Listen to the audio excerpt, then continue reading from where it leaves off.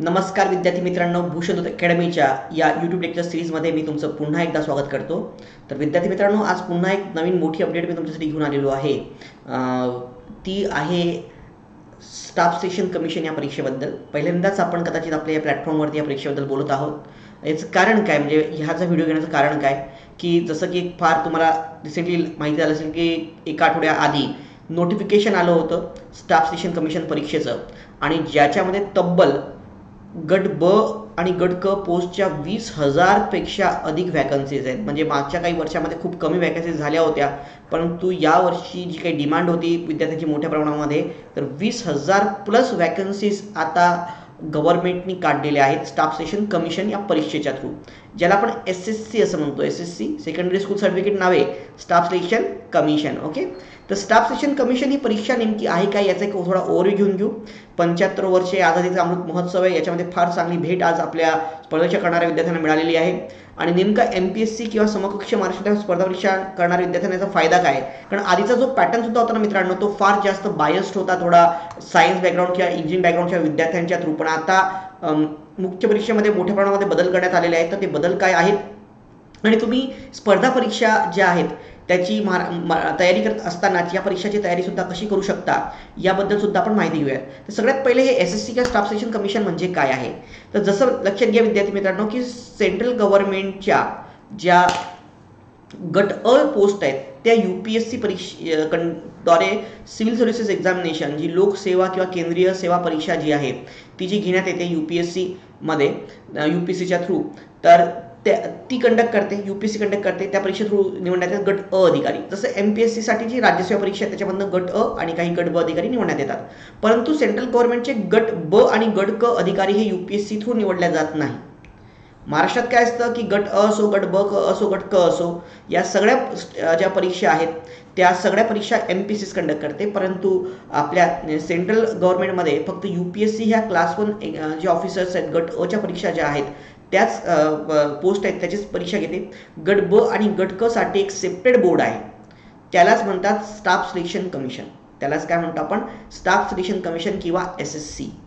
तर ती ह्या जागा आहेत. तर या जागांसाठी सध्या 20,000 प्लस जागांची वॅकन्सी आलेली आहे. सगळ्यात महत्त्वाचं अपडेट की जी ऑनलाईन सबमिशनची जी काही डेट आहे ती आता 8 ऑक्टोबरपर्यंत आहे सध्या तरी. याच्या आधी 1 महिना SSC देत होतं. आता SSCनी हा कालावधी कमी केला आहे आणि फक्त जवळपास 21 दिवसांचा 3 आठवड्याचा कालावधीच आता तुम्हाला स्टाफ सिलेक्शन कमिशन देत आहे. त्यामुळे ज्यांनी फॉर्म भरला नसेल लवकरात लवकर भरून घ्या. पूर्ण देशभरात लाखो विद्यार्थी याला अप्लाय करत असतात, त्याच्यामुळे खूपदा शेवटचे 1-2 दिवस जे हे आहे वेबसाईट खूप जादा जी आहे ती ओव्हरलोड होऊन जाते, खूपदा सर्व्हर डाऊन होऊन जातं. म्हणून मी रिक्वेस्ट करेल तुम्हाला की आता ऑक्टोबरच्या पहिल्या 5 दिवसामध्येच तुम्ही तुमचा फॉर्म भरून घ्यायचा आहे. ठीक आहे, तुम्ही बँकेत चालानच्या थ्रू पण देऊ शकता. ही परीक्षा आहे कधी, तर टायर 1 म्हणजे ज्याला आपण प्रिलियम्स आणि मेन्स म्हणतो बघा. MPSC मध्ये आपण काय म्हणतो, प्रिलियम्स, मेन्स मुख्य परीक्षा, ओके, पूर्वपरीक्षा आणि मुख्य परीक्षा. इथे पूर्वपरीक्षेला नाव आहे टायर 1. ओके, तर टायर 1 जी परीक्षा आहे, ओके, आणि मुख्य परीक्षेला नाव आहे टायर 2. आणि सगळ्यात परीक्षा तुम्हाला कम्प्युटर बेस, म्हणजे आपल्या कम्प्युटर ऑनलाईन द्यायचे असतात तुम्हाला. या परीक्षा ज्या ऑनलाईन होतात त्याच्यामध्ये, तर डिसेंबरमध्ये याचं टायर 1 कंडक्ट होणार आहे. सो डिसेंबरमध्ये आता आहे, म्हणजे आता आपण जर बघितलं तर सध्या आपल्या कडे डिसेंबर, मला वाटतं मिडमध्ये ही परीक्षा घेण्यात येईल, मिडमध्ये. तर 2 ते 2.5 महिने तुमच्याकडे आहेत, 2.5 महिन्याचा कालावधी आहे याच्यामध्ये तुम्हाला. आणि टायर 2 एक्झामिनेशन जी आहे, तर याचा निकाल लागल्यानंतर 2-1 महिन्यामध्ये टायर 2 सुद्धा एक्झामिनेशन घेण्यात येते. तर असं पूर्ण हे आहे. आता नेमकं मला तुम्हाला जे काही डिस्कस करायचं आहे याच्यामध्ये, नेमक्या पोस्ट काय काय असतात. जसं आपल्या याच्यामध्ये गट ब मध्ये काय PSI, STI, ASO आहे, त्यानंतर टॅक्स असिस्टंट वगैरे अशा पोस्ट असतात. तर याच्यामध्ये जर आपण बघितलं तर assistant audit officer, assistant account officer या अकाउंटच्या पोस्ट आहेत. ओके, त्यानंतर मग जर आपण बघितलं section officer, yes, assistant section officer. आणि सहसा एज लिमिट जी आहे ते 30 वर्ष असते, लक्षात घ्या. मोस्टली गट बच्या ज्या सगळ्या पोस्ट आहेत, सेक्शन ऑफिसर बघा, सेंट्रल सेक्रेटरीमध्ये सेक्शन ऑफिसर असेल, इंटेलिजन्स ब्युरोमध्ये असेल, मिनिस्ट्री ऑफ रेल्वेमध्ये असेल, एक्सटर्नल अफेअर्स जे आहेत त्याला आपण म्हणतो विदेश मंत्रालय जे आहे, बरोबर आहे ना.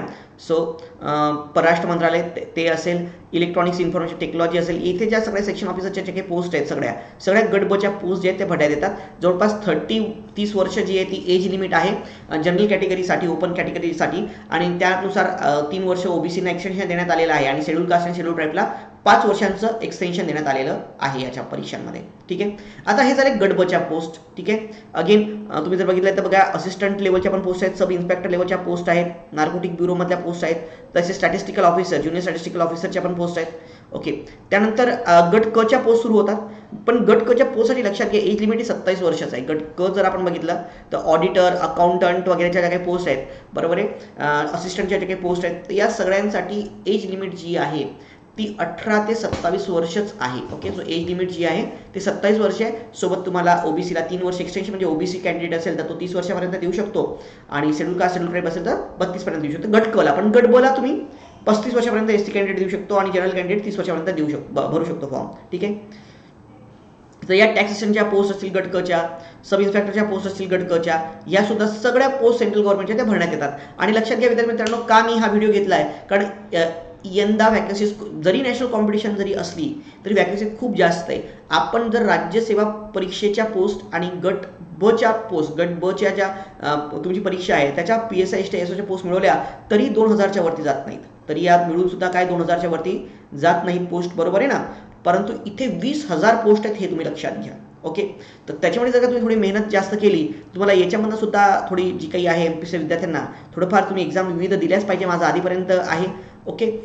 मी सुद्धा याच्या जवळपास 3 मेन्स SSCच्या दिल्या होत्या UPSCची तयारी करत असतानाच. तर तुम्ही या इझिली या पोस्ट ज्या आहेत तर थोडाफार अभ्यास करून चांगल्या तऱ्हेने काढू शकता. ओके.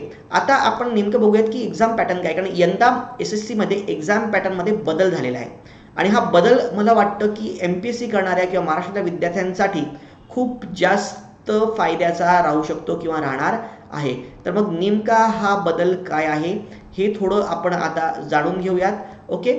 SSCच्या याच्यामध्ये आणि त्याच्यावरनं तर आता बघूयात टायर 1 एक्झामिनेशनमध्ये काही बदल नाही आहे, जी आधीपर्यंत सारखीच होती तशीच आहे tyre 1 examination. Total tyre 1 examination म्हणजे ज्याला पूर्वपरीक्षा आपण सहसा म्हणूयात, हा 1 तासाचा पेपर असतो. या 1 तासामध्ये तुम्हाला 100 प्रश्न असतात, 100 क्वेश्चन्स असतात आणि 100 प्रश्न आणि 200 मार्क त्याच्यामध्ये येतात. ठीक आहे. याच्यामध्ये जी निगेटिव्ह आहे ती 1/4 आहे, बरोबर आहे. म्हणजे एका प्रश्नात तुम्ही बघा 200 मार्क, 100 वर्ष 200 मार्क, म्हणजे प्रत्येक प्रश्नाला किती मार्क आहे? 2 मार्क. 2 मार्क प्रत्येक प्रश्नाला असतात त्याच्यामध्ये या परीक्षेमध्ये. आणि सोबतच 0.50 निगेटिव्ह आहे एका प्रश्नासाठी. तर एका प्रश्नाला योग्य म्हणजे 2 मार्क, अयोग्य असेल तर 0.5 मार्क निगेटिव्ह होतात. म्हणजेच ही जी निगेटिव्ह आहे 2ला 0.5 म्हणजे जी निगेटिव्ह आहे किती आहे? 1/4 आहे. लक्षात घ्या ना, कारण 2च्या 1/4 होतात ना. तर काही लोकांना हा चुकीचा भ्रम आहे की नाही 0.5 म्हणजे अर्धा निगेटिव्ह आहे किंवा 50% निगेटिव्ह आहे. नाही, 2 मार्क एका योग्य प्रश्नाला आहे आणि निगेटिव्हला किती? 0.5. आता पेपर 4 राहतील. पहिला आहे रिझनिंग, जनरल अँड रिझनिंगचा पेपर आहे. दुसरं जनरल अवेअरनेस 25 प्रश्न, म्हणजे आपल्याला ज्याला आपण GS म्हणतो. ओके. हे 25 मार्काला काय? रिझनिंग आहे. क्वांटिटी ॲप्टिट्यूड हे 25 मार्कांना आहे. ओके. आणि इंग्लिश कॉम्प्रिहेन्शन हे 25 मार्कांना आहे. आता जरी याचं नाव असेल इंग्लिश कॉम्प्रिहेन्शन, तर म्हणजे त्यात फक्त उतार येतात असं नाही आहे. इंग्लिश कॉम्प्रिहेन्शन म्हणजे त्याच्यामध्ये 2 पॅसेज तुम्हाला येतील. ओके. 1 ते 2 पॅसेज येतात, पण बाकी तुम्हाला इंग्लिश ग्रामर असतं. जरी याचं नाव कॉम्प्रिहेन्शन असलं म्हणजे फक्त काय कॉम्प्रिहेन्शन किंवा उतारा असतो असं नाही आहे. तर त्याच्यामध्ये काही काय असतात, ग्रामर सुद्धा तुम्हाला असतं त्याच्यामध्ये. ठीक आहे. तर हे अशा प्रकारे हे आहे. तर बघा काय काय रिझनिंग आहे. रिझनिंगची जी लेवल आहे ती MPSC पेक्षा सुद्धा खूप सोपी असते. ओके. मी काय म्हणतोय, रिझनिंग MPSC पेक्षा सुद्धा ती लेवल सोपी असते. जनरल अवेअरनेस जो काही पार्ट आहे आपला, जो पण GS वाचतो, नॅशनल ओरिएंटेड GS, इतकं डिटेलमध्ये MPSC सारखं तुम्हाला जाण्याची गरज नाही आहे. जर का तुमचा अभ्यास चांगला असेल MPSCचा, तुम्ही जनरल अवेअरनेसमध्ये सुद्धा चांगलं वर्क करू शकता. हां, कॉम्प्रिहेन्शन जो इंग्लिशचा पार्ट आहे हा सुद्धा तुमचा अभ्यासाचा थोडाफार पार्ट आहेच. तर इंग्लिश तुमचं चांगलं तुम्हाला स्पर्धेची तयारी करताना करावाच लागतं. इंग्लिशचा सुद्धा तोच ग्रामर वगैरे तोच पार्ट आहे तुम्हाला. आणि कॉम्प्रिहेन्शन आहे, पॅसेजेस आहेत आपल्याला, पॅसेजचे लेक्चर्स आहेतच. फक्त एक चॅलेंजिंग जो काही पार्ट आहे क्वांटिटी ॲप्टिट्यूड, हा जो क्वांटचा पार्ट आहे की याच्यामध्ये बराच पार्ट जो आहे आपल्याला जो अंकगणित आहे. बघा तसं आपल्या एक्झामिनेशनमध्ये जर आपण बघितलं MPSC मध्ये तुम्हाला फक्त अंकगणिताची तयारी तुम्ही करता त्याच्यामध्ये, बरोबर आहे ना. तुमची तयारी जी काय ती कशाची असते? फक्त अंकगणिताची. पण आपण जर का बघितलं तर या परीक्षेमध्ये अंकगणिताच्या सोबतच तुम्हाला ट्रिग्नॉमेट्री, जॉमेट्री, अल्जेब्रा, ओके, या सगळ्यांचा सराव सुद्धा करायचा आहे. थोडंफार आपण भूमिती शिकतो पण पूर्ण जास्त शिकत नाही. अल्जेब्रा पण एवढा पण फोकस करत नाही, पण ते सुद्धा तुम्ही आता फोकस केलं पाहिजे. ओके. आणि जॉमेट्री बरोबर आहे, तर ते तुम्हाला एक करावं लागेल. आणि ट्रिग्नॉमेट्री. पण एक चांगली गोष्ट ही आहे की आता ट्रिग्नॉमेट्रीचे हायर लेवलचे प्रश्न जे आहेत ते थोडे कमी करण्यात आलेले आहेत. ओके, तर पूर्वपरीक्षा अशा प्रकारे नेमका कट ऑफ जो आहे तो किती लागतो, तर जर आपण बघितलं तर अप्रॉक्सिमेटली 200 मार्कांपैकी जो कट ऑफ आहे, कट ऑफ कारण नॅशनल कॉम्पिटिशन असल्यामुळे कट ऑफ जास्त आहे.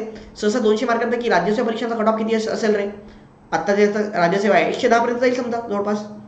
बट इथे जो कट ऑफ आहे हा 130च्या आसपास राहतो. लक्षात घ्या किती पर्यंत राहतो, 130च्या आसपास राहतो जनरल कॅटेगरीचा. आणि ज्या एक जनरलाइज पोस्ट जर आपण बघितला, जनरल पोस्ट त्याच्यासाठीचा. बाकी एकदम ज्या पोस्ट आहेत हायर लेवलच्या, ओके, ज्या फॉरेन सेक्रेटरिएट वगैरे मधल्या पोस्ट आहेत त्याला तर 160 वगैरे मार्क लागतात प्रिलिम्समध्येच तुम्हाला. पण आपण एक जनरल बाकीच्या सगळ्या पोस्ट बघितला तर 130च्या आसपास हा कट ऑफ राहतोय. ठीक आहे, नेमकं आता हा झाला पॅटर्न जो आहे हा पूर्वपरीक्षेचा.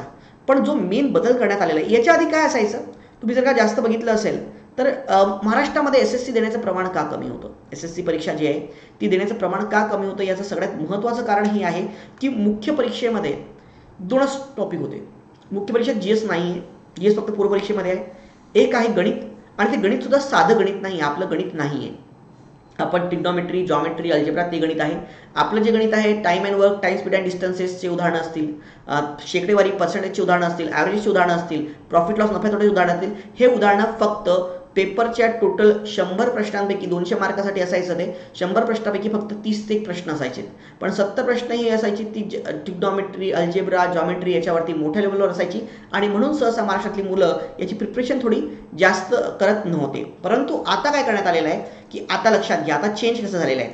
आता याच्यामध्ये सुद्धा मुख्य परीक्षेमध्ये जर आपण बघितलं तर 4 टॉपिक आलेले आहेत. किती टॉपिक आलेले आहेत? 4. आधी किती पेपर होते? 2च होते ना. हां, तर आता इथे बघा 3 गोष्टी आहेत त्याच्यामध्ये. आता यात त्यांनी उगाच कन्फ्यूज खूप करून टाकलेलं आहे. एक दिलाय पेपर, नंतर सेशन, आणि नंतर सेक्शन, आणि नंतर मॉड्यूल. म्हणजे समजायला खूपच अवघड आहे की पेपर, सेशन, सेक्शन्स आणि मॉड्यूल. ओके, तर इथे पेपर 1चे 4 भाग आहेत. ओके, या पेपर 1 वरून तुमचं सिलेक्शन राहणार आहे. तर पेपर 1चे 4 भाग कोणते कोणते आहेत त्याच्यामध्ये. ओके, तर जर का आपण बघितलं तर पेपर 1 मध्ये काय काय आहे, तर मॅथमॅटिकल ॲबिलिटीज म्हणजे गणित किती आहे, तर 30 प्रश्न गणितावरती विचारण्यात येतील त्याच्यामध्ये. ओके, आणि 30 प्रश्न, आणि प्रत्येक प्रश्नाला 3 मार्क आहेत. एका प्रश्नाला किती मार्क आहेत? 3 मार्क आयोग देतोय त्याच्यामध्ये. आणि इथे जी निगेटिव्ह मार्किंग आहे, प्रत्येक प्रश्नाला 1 मार्क निगेटिव्ह आहे. म्हणजे योग्य असेल तर 3 मार्क आणि अयोग्य असेल तर 1 मार्क. म्हणजे जे निगेटिव्ह जे आहे ते 1/3 आहे. आपण बघितलं होतं ना पूर्वपरीक्षेत काय 1/4 निगेटिव्ह आहे, इथे कसं निगेटिव्ह आहे? 1/3 निगेटिव्ह आहे. आणि मेन जर आपण बघितलं तर ही जी पूर्ण पूर्वपरीक्षा जी आहे यांची जर आपण बघितली तर ही जी पूर्वपरीक्षा जी आहे तर ती पूर्वपरीक्षेमध्ये आधी अर्धा पाठ मॅथ्स होता, आता त्याचं कमी केलेलं आहे. आता मॅथ्स जो आहे 30×3 म्हणजेच काय 90 मार्कांना. अंकगणित किती मार्कांना आहे? 90 मार्कांना.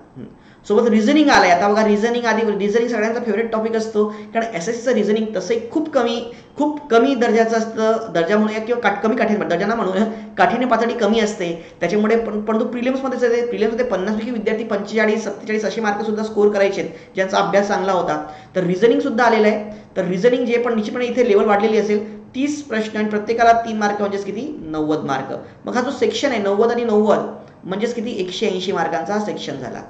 कारण इथे सेक्शनल पासिंग जरुरी आहे. हां, हे सांगायचं मी विसरलो की टायर 1 म्हणजे पूर्वपरीक्षेमध्ये जे 200 मार्काची होती, टोटल 100 प्रश्न होते, त्याच्यामध्ये तुम्हाला सेक्शनल कट ऑफ नाही, तुम्हाला ओव्हरऑल मार्क मिळवायची आहेत. ओके, दुसरी गोष्ट ही सुद्धा आहे की याच्या आधीपर्यंत म्हणजे मागच्या वर्षीपर्यंत पूर्वपरीक्षेमध्ये SSCच्या पूर्वपरीक्षेचे मार्क आणि मुख्य परीक्षेचे मार्क मिळून तुमची पोस्ट डिसाईड व्हायची. पूर्वपरीक्षा आणि मुख्य परीक्षेचे मार्क मिळून तुमची पोस्ट डिसाईड व्हायची. पूर्वपरीक्षेचे मार्क ग्राह्य धरले जायचे. पण आता यांनी MPSC किंवा UPSC सारखं केलेलं आहे की फक्त ही जी मुख्य परीक्षा आहे ज्यालाच आपण टायर 2 म्हणतो, आता आपण जे डिस्कस करतोय याचेच मार्क गृहीत धरले जातील टायर 2चे. ओके, टायर 1चे मार्क गृहीत धरले जाणार नाहीत. तर इथे टोटल जर आपण बघितलं 60×3 म्हणजेच काय 180. ओके, तर किती मार्कांसाठी आहे ही? 180 मार्कांसाठी सेक्शन 1 आहे. ओके, 180 मार्कांसाठी काय आहे? सेक्शन 1 आहे. 180 मार्क्स, बरोबर आहे. हां, नंतर जर का आपण बघितलं तर सेक्शन 2 जर का आपण बघितलं, सेक्शन 2ला आपण येऊयात. पेपर 1चा सो सेक्शन 2. ओके, तर आपल्याला इथे सेक्शनल कट ऑफ आहे म्हणून तुम्हाला 180 मार्कांपैकी काहीतरी तो बेअर मिनिमम कट ऑफ असेल तो कट ऑफ तुम्हाला काढावा लागणारच आहे. ओके, त्यानंतर सेक्शन 2ला आपण आलो तर सेक्शन 2ला इंग्लिश लँग्वेज आणि कॉम्प्रिहेन्शन. येस, सो कॉम्प्रिहेन्शन किती? 45 प्रश्न आहेत. 45 प्रश्नापैकी 15 प्रश्न जे आहेत ते कॉम्प्रिहेन्शनवरती राहणार आहेत. ओके, कॉम्प्रेशन म्हणजे पॅसेज सॉल्विंग वगैरे राहणार आहेत आणि 30 प्रश्नांचं तुम्हाला ग्रामर राहणार आहे, लक्षात घ्या. सो 30 प्रश्नांचं ग्रामर राहणार आहे. तो 30 गुणिले 3 आणि 15 गुणिले 3 म्हणजे काय, जवळपास जे हे आहे 45 गुणिले 3. ओके हां, तर टोटल 135 मार्क जे आहेत त्याला इंग्लिश आहे तुम्हाला. म्हणजे बघा सगळ्यात महत्त्वपूर्ण, आणि इंग्लिश तर तुम्ही खूप चांगल्या तऱ्हेने अभ्यास करताच आहात. ओके हां, काठिण्य पातळी थोडी हायर असते, थोडं डिटेल असतं. MPSC मध्ये पण मोठ्या काठिण्य पातळी प्रश्न विचारण्यात आलेले असतात तुम्हाला ग्रामरवरती. इथे 135 मार्कांना काय आहे, इंग्लिश लँग्वेज आहे. ओके, इंग्लिश लँग्वेज आहे, इंग्लिश कॉम्प्रिहेन्शन आहे. ओके हां, नेक्स्ट जर का आपण बघितलं तर जनरल अवेअरनेस ज्याला आपण म्हणतो किंवा GS म्हणतो, हा पाठ एक आणखी नवीन इन्क्लूड करण्यात आलेला आहे याच्यामध्ये. तर तो 25 आहे. 25 गुणिले 3 म्हणजे काय, 75 मार्कांना आहे. बरोबर, 25 गुणिले 3 म्हणजे किती, 75 मार्कांना आहे. असं टोटल 275 आणि 135 210 मार्कांसाठी आपला सेक्शन 2 आहे. ओके, सेक्शन 2 किती मार्कांसाठी आहे, 210 मार्कांसाठी. ठीक आहे, कळलंय प्रत्येकाला.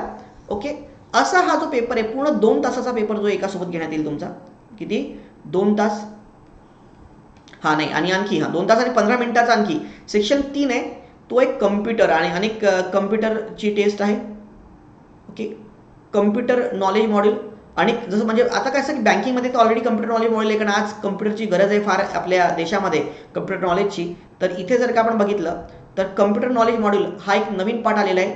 20 प्रश्न जे आहेत त्याच्यावरती विचारण्यात येतील. 20 गुणिले 3 म्हणजे काय, टोटल 60 मार्क. तर टोटल किती मार्क, 60 मार्क त्याला प्रश्न त्याच्यावरती येतील. मग टोटल आपण जर का बघितलं तर हा जो पेपर 1 आहे, हा पेपर 1 2 तास 15 मिनिटांचा आहे. आणि हा किती मार्कांचा होईल रे, 180. बरोबर आहे, अधिक 210. बरोबर आहे, सो 210. आणि इथे जर का आपण बघितलं तर हा 60. बरोबर आहे. हां, मग आता आपण जर का बघितलं, 8 आणि 7 काय, 15, 15ची 5, 7ला 1, 450. म्हणजे ही जी पूर्ण परीक्षा आहे SSCची, जी मुख्य परीक्षा आहे ज्याला आपण टायर 2 म्हणतो, ही 450 मार्कांची पूर्ण होणार आहे. So it is all about the 450 marks. किती मार्कांची होईल ही, 450 मार्कांची होणार आहे. ठीक आहे, याच्याबद्दल तुम्हाला स्कोर काढावा लागणार आहे. हां, त्याच्यानंतर एक डाटा एंट्री टेस्ट असते, तर त्याच्यामध्ये तुम्हाला काही इम्प्रेशन्स करावे लागतात. त्याच्यामध्ये 15 मिनिटामध्ये तुम्हाला काही गोष्टी तुम्हाला दिलेल्या तर ते टाईप करून द्यावं लागतं. तर ही सोपी टेस्ट असते, काही मोठा काही प्रॉब्लेम नाही आहे तो. सेक्शन 2, तर हा जो आहे ही फक्त क्वालिफाईंग टेस्ट आहे. ओके, ही क्वालिफाईंग टेस्ट आहे की यांनी काही तुम्हाला ती ही पण द्यावी लागणार आहे, तुम्हाला ही क्वालिफाय करावी लागणार आहे कॉम्प्युटर. पण ती काही सोपं आहे, थोडंफार तुम्ही प्रॅक्टिस केली त्यांनी होऊन जाईल. पण आपल्याला मेन कॉन्सन्ट्रेशन काय, तर लक्षात घ्या आता इथे मुख्य परीक्षेमध्ये आपले किती गोष्टी आहेत, 5 गोष्टी आपल्याला करायच्या आहेत मुख्य परीक्षेमध्ये. पूर्व परीक्षेमध्ये 4 सब्जेक्ट होते, इथे 5 झालेले आहेत. कोणते कोणते 5 सब्जेक्ट आहेत, तर पहिला आहे अंकगणित, पहिला आहे मॅथ्स. ओके, त्यानंतर मग काय रिझनिंग, त्यानंतर मग आहे इंग्लिश, त्यानंतर मग आहे जनरल अवेअरनेस, आणि नेक्स्ट काय कम्प्युटर. म्हणजे थोडंफार बँकिंगच्या सारखंच आता ह्या गोष्टी ज्या आहेत त्या आलेल्या आहेत. तर असे 5 सेक्शन्स आपले आता स्टाफ सिलेक्शन कमिशन परीक्षेमध्ये राहणार आहेत. याच्यानंतर मित्रांनो, हे जनरल सगळ्या पोस्टला हे कंपल्सरी आहे. फक्त स्टॅटिस्टिकल ऑफिसरच्या पोस्टसाठी तुम्ही जर का अप्लाय केला तर तुम्हाला स्टॅटिस्टिक्सचा पेपर द्यावा लागणार आहे. सहसा जे स्टॅटिस्टिक्समध्ये तुमची डिग्री वगैरे असेल तरच ते विद्यार्थी जास्त अटेम्प्ट करतात त्याच्यामध्ये सहसा. तर ते तुम्ही घेऊ शकता, त्याला 200 मार्काचं आहे. अगेन जर का तुम्हाला फायनान्स आणि इंडियन अकाउंट सर्व्हिसेसमध्ये जर का तुम्हाला जायचं असेल, अकाउंट सर्व्हिसेस वगैरेमध्ये, तर मग तुम्हाला इथे फायनान्स आणि इकॉनॉमिक्सचा पण हा एक पेपर आहे, तो सुद्धा द्यावा लागतो. ओके, पण हे सगळ्या पोस्टसाठी मॅन्डेटरी नाही आहेत. हे जर तुम्हाला फायनान्स, ऑडिट, अकाउंट सर्व्हिसेस वगैरे द्यायचं असेल तर तुम्हाला तो हा पेपर द्यावा लागणार आहे. जर ज्युनियर स्टॅटिस्टिकल ऑफिसरला अप्लाय करायचं असेल तर स्टॅटिस्टिक्सचा पेपर द्यावा लागणार आहे. पण आपली जी कंपल्सरी एक्झामिनेशन आहे, जी जसं आपल्या महाराष्ट्र विद्यार्थी मोस्ट प्रमाणात देतील, ती म्हणजे ह्या प्रकारची आपल्या MPSC विद्यार्थ्यांना ज्या द्यायच्या आहेत, त्या बाकीच्या ज्या जनरल पोस्ट आहेत त्या द्यायच्या आहेत. तर त्याच्यामध्ये या गोष्टी ज्या आहेत त्या आपल्याला ऑलरेडी सगळ्या ज्या आहेत आपल्याला कुठेतरी MPSC मध्ये याचा टच असतोच. ओके, मग आता आपण जर का बघितलं तर नेमका या सगळ्या परीक्षांचा सिलेबस काय आहे. ओके, तर टायर 1 मध्ये तर तुम्हाला माहिती आहे आपलं रिझनिंग, जनरल रिझनिंग. हे आता बघायला तुम्हाला फार डेंजर वाटत असेल की असं काय म्हणतोय बाबा. Component equation, analogy, similarity, differences, visualisation, spatial orientation, analysis, judgement, decision making, visual memory, discrimination, observation, relationship concept वगैरे वगैरे असं. त्यानंतर तुम्ही इथे बघा सिलॉजिस्टिक रिझनिंग म्हणजे सिलॉजिझम. ओके, ॲनालॉजी असेल, क्लासिफिकेशन असेल, हे सगळ्या पार्ट आहेच ना आपला. फिगरल ॲनालॉजी असेल, फिगरवरती आधारित आहे. ओके, कोडिंग, डिकोडिंग आहे, वेन डायग्राम्स आहेत, इन्फरन्स पॅटर्न आहे, फोल्डिंग अनफोल्डिंग आहे, स्पेशल व्हिज्युअलायझेशन आहे, न्यूमरिकल ऑपरेशन्स आहेत. म्हणजे अधिक म्हणजे वजा, वजा म्हणजे अधिक आहे. ओके, ड्रॉइंग पॅटर्न्स आहेत त्याच्यामध्ये. ओके, फोल्डिंग कम्प्लिशन आहे. तर हे जो पार्ट आहे, हा सगळा पार्ट जो आहे तो आपल्याला याच्यामध्ये रिझनिंगमध्ये येतो. मी तुम्हाला पहिल्यापासून ते वाचायला तुम्हाला थोडं वाटेल, मी एकदा पेपर बघून घ्या, तुमच्या लक्षात येऊन जाईल की ही जी रिझनिंग आहे ती फार सोपी आहे. ते जे रिझनिंग प्रश्न आहेत ते काय फार सोपे आहेत. आता आपण घेऊयात जनरल अवेअरनेसवरती. जनरल अवेअरनेसमध्ये जनरल अवेअरनेसचे आपल्या MPSCच्या परीक्षांपेक्षा खूप सोपे प्रश्न याच्यामध्ये असतात. सहसा वन लाइनर्स प्रश्न तुम्हाला विचारण्यात येतात त्याच्यामध्ये. तो जनरल अवेअरनेसचे प्रश्न आहेत, त्यात काही history, geography, polity, economics, science हे सगळ्या गोष्टीचा मिक्सअप करून टोटल प्रश्न 25 प्रश्न असतील. हा मेन जो काही पार्ट आहे किंवा जो एक भिन्नता आहे, ग्रामरसुद्धा आपलं जे इंग्लिशचं जे आहे कॉम्प्रिहेन्शन आणि रायटिंग ॲबिलिटीज ज्या असतात त्याच्या, आणि सोबत ग्रामर या गोष्टी त्याच्यामध्ये टेस्ट होतातच तुमच्या. पण मेन जो सगळ्यात मोठा प्रॉब्लेम आहे किंवा जो आपल्याला अभ्यासायचा आहे या 2 महिन्यामध्ये, तो म्हणजे ह्या गोष्टी कोणत्या कोणत्या आहेत. Algebra, okay, linear equations, triangles, okay, त्यानंतर सर्कल आहे, कॉर्ड्स आहेत, टँजंट्स आहेत, त्याच्या ज्या काही थेरम्स आहेत, रेग्युलर क्वाड्रिलॅटरल, रेग्युलर पॉलिगॉन आहेत, सर्कल, राईट प्रिझम्सचे आहेत, सर्क्युलर कोन आहेत, सिलेंडर आहेत, हेमिस्पियर, पिरामिड, हे जे हा पाठ आपण कधीच अभ्यासात नाही. ट्रिग्नोमेट्रिक रेशोज असतील, रेडियनच्या मेजर्स असतील, तर हा जो पार्ट आहे आपण इथपर्यंत जो काही पार्ट आहे ना बाळांनो, तो सगळा आपण स्टडी करतो. कुठपर्यंत? इथपर्यंतचा. Percentages, ratio, proportion, square root, averages, interest, profit and loss, discount. पण हा पार्ट जो 30% आहे, पार्टनरशिप, मिक्सचर्स, ॲलिगेशन. पण हा जो बाकी पार्ट आहे ना, हा खूप जास्त डिफरंट आहे. ओके, तर हे आपल्याला लक्षात आलं पाहिजे की हा पार्ट खूप जास्त डिफरंट आहे, तर हा आपल्याला जास्त अभ्यासावा लागणार आहे. ओके, हां, आता आपण बघूयात टायर 2. हां, ज्याच्यावरती मेन तुमचं सिलेक्शन डिपेंडंट आहे, त्याचं सिलेबस काय? Mathematical abilities. ओके, तर पहिले नंबर सिस्टीम. तर नंबर सिस्टीममध्ये काय देतोय तो? Number system, computation of the whole number, decimal and fractions, relationship between the numbers. हे नंबर सिस्टमचा आपला अभ्यासाचा पार्ट असतो त्याच्यामध्ये होल नंबर वगैरे कोणते कोणते नंबर्स आहेत, काय त्याचं रिलेशनशिप, तर हा पार्ट आपला झालेला आहे. Again arithmetic operation, basic arithmetic operation जे आहेत, percentages, ratio and the proportion, square roots, averages, interest, हा आपला पार्ट आहे, आपला अभ्यासलेला आहे. हां, इथनं पार्ट चेंज होतो. आता बघा, algebraic equations, algebra and elementary surds problems, graphs and linear equations, हा पार्ट आपला रेग्युलर नाही आहे. जॉमेट्री, ज्याला आपण भूमिती म्हणतो, त्याच्यामध्ये जॉमेट्रिक फिगर्स असतात, त्याच्यामध्ये फिगर्स अँड फॅक्ट्स असतात. Okay, similarity of the triangles असतात, सर्कल अँड द कॉर्ड्स असतात, टँजंट्स असतात, अँगल्स असतात कॉर्डचे, कॉमन टँजंट्स असतात.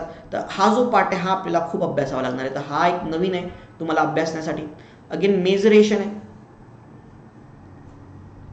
मेजरेशन तर अजूनही आपल्या असतंच आपल्याला पृष्ठफळ आणि घनपट, पण याच्यामध्ये आपण सहसा जास्त अभ्यासत नाहीत MPSCचे मुलं, कारण सहसा इतके रेग्युलर प्रश्न येते, पण याच्यात मोठ्या प्रश्न येतात. म्हणून मेजरेशनची तुम्हाला, मेन्सुरेशन ज्याला आपण म्हणतात, त्याची मेन्सुरेशनचे मोठ्या प्रमाणात प्रश्न विचारण्यात येतात.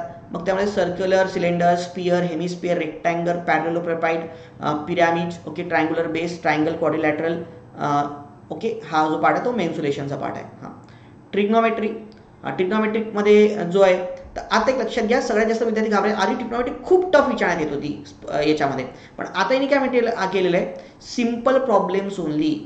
आता हाईट डिस्टन्सेस, सोपे प्रॉब्लेम्स आहेत. ट्रिग्नोमेट्रिक, बेसिक ट्रिग्नोमेट्री जर का तुम्ही तयारी केली 10वी-11वीच्या पुस्तकामधनं, तरी तुमचं एकदम चांगल्या तऱ्हेने तयारी होऊन जाईल याच्यामध्ये. आधी ट्रिग्नोमेट्री खूप टफ यायची, पण यांनी स्वतःच मेन्शन केलेलं आहे की ट्रिग्नोमेट्री जी आहे ती आता बेसिक लेवलची राहणार आहे, जी की फार चांगली गोष्ट आहे आपल्यासाठी. स्टॅटिस्टिक्स अँड प्रोबॅबिलिटी, तर हे बार डायग्राम, पाय चार्ट आपण DIमध्ये शिकतोच ना रे, हे सगळं ऑलरेडी मीडियम मोड वगैरे याच्यावरती प्रश्न विचारण्यात येतच होती MPSCमध्ये. पण आता याच्यामध्ये मीडियम मोड नाही येत, पण बाकी पाय डायग्राम याच्यावरती प्रश्न येतातच. आणि अगेन सिम्पल प्रोबॅबिलिटीज, प्रोबॅबिलिटी हा नवीन पार्ट ॲड केलेला आहे त्यांनी. बघा, प्रोबॅबिलिटी हा नवीन भाग एक इन्क्लूड केलेला आहे सिलेबसमध्ये, कळलं तुम्हाला? तर हा एक आहे. तर ऑलरेडी आपण MPSC करताना प्रोबॅबिलिटी गट ब चे विद्यार्थी नसेल करत, पण राज्यसेवेचे विद्यार्थी प्रोबॅबिलिटीची, परम्युटेशन, कॉम्बिनेशन तयारी करतातच त्याच्यामध्ये, बरोबर आहे. आणि त्याच्यामुळे प्रोबॅबिलिटी, सिम्पल प्रोबॅबिलिटीज जी आहेत ती सुद्धा उदाहरणं आता इन्क्लूड करण्यात आलेले आहेत, की जो पण MPSCसाठी आपण अभ्यासत असतो. ठीक आहे. हां, जर आपण इथे बघितलं तर पेपर 1 रिझनिंग आणि जनरल इंटेलिजन्स. हा नेक्स्ट जो आहे रिझनिंगचा पार्ट. तर आता रिझनिंगमध्ये आपण जर बघितलं, सिम्बॉलिक ऑपरेशन्स, ॲनॉलॉजी असेल, फिगरची ॲनॉलॉजी आहे, व्हेन डायग्राम्स असतील, ओके, ड्रॉइंग इन्फरन्सेस असतील, पंच फोल्डिंग पॅटर्न्स असतील, स्टॅटिस्टिकल सिरीज आहे, फिगरिंग पॅटर्न्स आहेत, ओके, आणि सोबत ब्लड रिलेशन्स इथे ते मेन्शन असेल, पण प्रश्न येतात, ते तर ब्लड रिलेशनवरती प्रश्न येतात. ओके. अगेन सिटिंग अरेंजमेंटवरती थोडेफार प्रश्न येतात तुमचे. डायरेक्शन अँड डिस्टन्सेसवरती प्रश्न येतात. सगळे आपल्या रिझनिंगचे टॉपिक्स आहेत, पण काठीण्य पातळी थोडी सोपीच असते याची. आता कधी मेन्समध्ये थोडी ती काठीण्य पातळी वाढवतील, निश्चितपणे मेन्समध्ये काठीण्य पातळी वाढेल, पण प्रिलिम्समध्ये तर डिफिकल्टी लेवल कमीच असते. हां, नेक्स्ट आता मेन इंग्लिश लँग्वेज, आणि सगळ्यात जास्त तुम्हाला म्हटलं मार्क कशावर राहतील, इंग्लिश 45 प्रश्न आहेत ना, त्यापैकी त्यांनी काय म्हटलंय बघा, मी तुम्हाला म्हटलेलं आहे की comprehension 3 more paragraphs will be given to the question based on those will asked. Okay, 3 किंवा त्यापेक्षा जास्त, आपण ॲटलीस्ट 3 जरी पकडले तर 5 प्रश्नांचे 3 म्हणजेच 15 प्रश्न तुमचे फक्त कॉम्प्रिहेन्शनवरती राहतील. त्याच्यापैकी कमीत कमी एक पॅरेग्राफ तो येतो, तो म्हणतो बुक किंवा स्टोरीवरती एक पॅरेग्राफ असेल, आणि 2 पॅरेग्राफ जे ते करंट अफेअर्स किंवा चालू घडामोडीवरती किंवा एडिटोरियलवरती बेस्ड असतील. लक्षात घ्या, हे तुम्हाला लक्षात, म्हणून एडिटोरियलचं रिडिंग सुद्धा तुमचं असलं पाहिजे. ओके, तर तुम्ही 15 प्रश्न आणि उरलेले 30 प्रश्न जे आहेत तुमचे ते हे वरच्या पार्टवरती असतील. हे तुम्ही ऑलरेडी MPSC तयारी करताना शिकतातच ना. Spot on the error, fill in the blanks, synonyms, antonyms, spelling detection, misspelt word, idioms and the phrases, word substitution, improvement of the sentences, active passive verbs conversion, direct and indirect narration, sentences parting, shift the sentence passage, cloze test, comprehension of the passage. हा सगळा part जो आहे तो तुम्ही त्याच्यामधनं घेऊ शकता त्याच्यात. ओके, हां, तर हा जो आहे स्टाफ सेक्शन कमिशनच्या परीक्षेची तयारी करताना तुम्हाला त्याच्यामध्ये तुम्हाला हा पार्ट जो आहे तो हे करावा लागणार आहे. ओके, हां, नेक्स्ट बघा.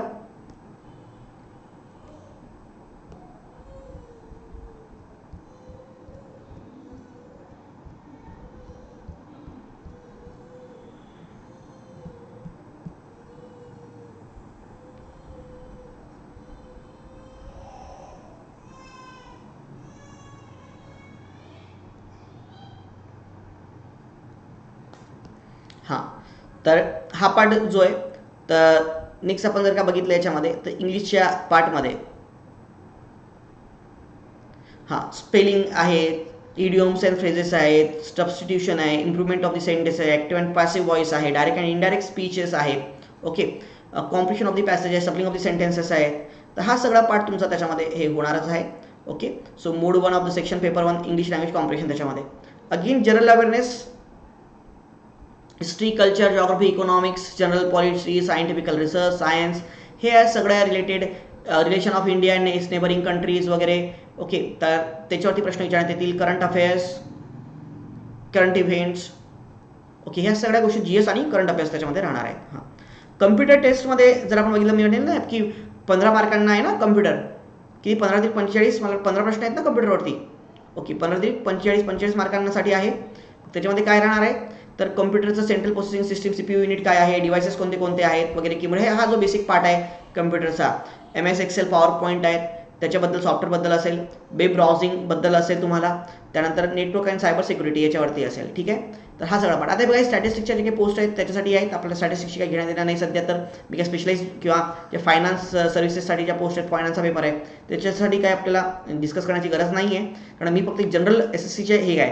तर मेन आपण जर सिनॅरिओ याच्यामध्ये बघितला, तर या अशा प्रकारे बेटरली तुम्हाला वेल फ्रेम्ड मी एक ऑब्झर्वेशन तुम्हाला दिलेलं आहे, की तर मी म्हणेल की MPSC जे विद्यार्थी JEE लिमिटमध्ये बसतात त्यांनी निश्चितपणे या एक्झामचं चान्स सोडू नका. त्याच्यामध्ये तयारी करताना जर तुम्हाला म्हटलं की आता कोणाचं गायडन्स घ्या, कारण नवीन आहे, 2 महिन्यात परीक्षा आहे, तर एखादा क्लास ऑनलाईन तुम्ही जॉईन करून घेऊ शकता. त्याच्यामध्ये सहसा आता MPSC SSCसाठी महाराष्ट्रातले मोठे क्लासेस तर काही इतके फेमस नाही आहेत कुठले आहेत. त्यापैकी मग आकाश जाधव सरांचं एक मला वाटतं आहे आपलं औरंगाबादमध्ये संकल्प, ते SSCची बॅचेस घेतात, मराठीमधनं घेतात SSCची. ओके, पण पेपर जो आहे एक हे पण तुम्हाला लक्षात घ्यायचं आहे की पेपर जो आहे तो हा इंग्रजी आणि हिंदीमध्येच असतो. ठीक आहे, म्हणून अनेकदा विद्यार्थी जे आहेत ते इंग्रजी आणि हिंदीचे क्लास सुद्धा प्रिफर करतात. सहसा दिल्लीचे क्लासेस थोडे फेमस आहेत, ते हिंदीमध्ये टीच करतात. जसं त्याच्यामध्ये करिअर व्हील्स नावाचं इन्स्टिट्यूट आहे राकेश कुमार यादव सरांचं, तर ते बऱ्यापैकी चालतं त्याच्यामध्ये. नंतर अड्डा 24/7 म्हणून एक आहे, तर ते सुद्धा चालत असतं त्याच्यामध्ये. तसं तुम्ही एकदा थोडं एक KD कॅम्पस म्हणून सुद्धा इन्स्टिट्यूट आहे, तुम्ही यापैकी कुठलं पण एक याचं मॉडेल जॉईन करू शकता. किंवा महाराष्ट्रातल्या मराठीचं आपलं एक अटॅचमेंट राहिलं पाहिजे, समजा समजायला तुम्हाला सोपं जात असेल तर तुम्ही ते जाधव सरांचं सुद्धा अकॅडमी जी आहे, तर त्या आकाश जाधव सरांचं काही संकल्प होणं आहे, तिथे पण तुम्ही एकदा इन्क्वायरी करू शकता. तर यापैकी कुठलंही तुम्ही एक गायडन्स घेऊन शकता त्याच्यामध्ये. ठीक आहे, तर this is all from my side. तर हे आपलं सगळं डिस्कशन झालेलं आहे SSCचं. निश्चितपणे SSCचं चांगला तयारी करा, फार मोठी अपॉर्च्युनिटी आपल्याला आहे त्याच्यामध्ये. Okay, thank you. मग थांबूयात. आपलं हे जे यूट्यूब चॅनल आहे ते नक्की सबस्क्राईब करा, शेअर करा या व्हिडिओला सगळीकडे. ओके, जेणेकरून सगळ्या मराठी बांधवांपर्यंत, आपल्या महाराष्ट्रातल्या तयारी करणाऱ्या विद्यार्थ्यांपर्यंत त्यांना SSC बद्दल थोडंफार अवेअरनेस येईल. कारण हा व्हिडिओ घेण्याचं कारण काय, कारण आता रिझनिंगचा पार्ट जो आहे तो मोठ्या प्रमाणामध्ये जो स्ट्रॉंग असतो आपल्या MPSC करणाऱ्यांचा, त्यानंतर अवेअरनेस GS चांगलं असतं, तर तो आता मेन्समध्ये सुद्धा आलेला आहे, आधीही नव्हतं. म्हणूनच मी सांगितलं की ही चांगली अपॉर्च्युनिटी, याचा फायदा उचला. थँक्यू, धन्यवाद.